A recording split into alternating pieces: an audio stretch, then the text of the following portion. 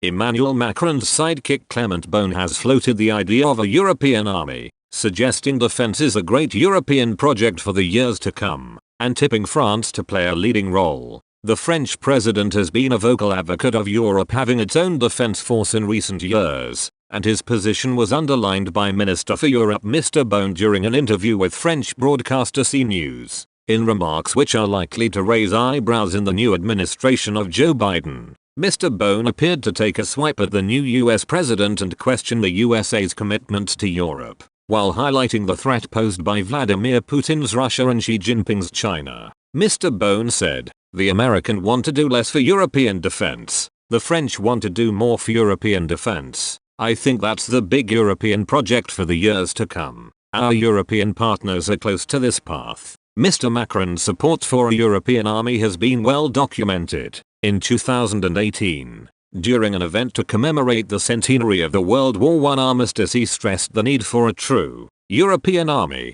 while insisting Europe could no longer rely on the US, then led by Donald Trump, who was defeated by Mr. Biden in November. Mr. Macron said, "I want to build a real security dialogue with Russia, which is a country I respect, a European country, but we must have a Europe that can defend itself on its own without relying only on the United States." With reference to cyber security, Mr. Macron went further, suggesting the US could potentially be a hostile actor. He added, "We have to protect ourselves with respect to China, Russia and even the United States of America." Daniel Korczynski, Tory MP for Shrewsbury and Atcham, was unimpressed by Mr. Beaune's remarks. He told Daily Express, "Anything that undermines the supremacy, unity and cohesion of NATO on our continent is a sure way to bring instability and possible military conflict. To allow EU bureaucrats to replicate with defense what they have done over Eurozone and vaccines crises would be an unmitigated disaster for our continent. We must work with like-minded EU NATO states to prevent this from materializing."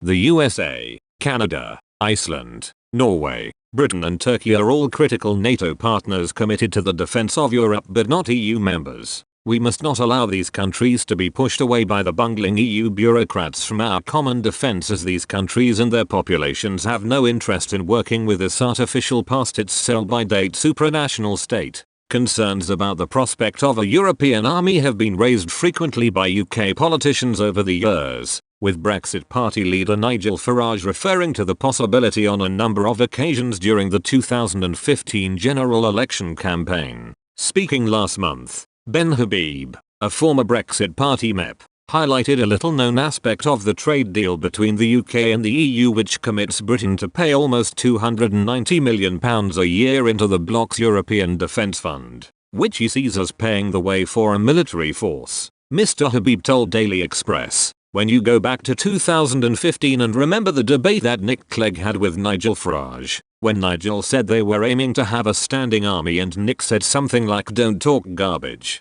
that's just scaremongering,' they were busy planning it at the same time. Now there is no way that the Deputy Prime Minister of the United Kingdom did not know what was going on in the Commission." The EDF was the first of a series of establishments set up by the EU for the creation of this European Defence Union, and it is effectively a defence fund, so it is for military research. And so the European Union aims to create its own advanced military industrial base. He added, "This is not what we should be doing, and I don't know whether Boris Johnson knows what he is signing into or if this slipped through. They are trying to draw us into their defense web. Why the hell is the EU doing military research? This is all heading towards a supranational state with an army, a standing army.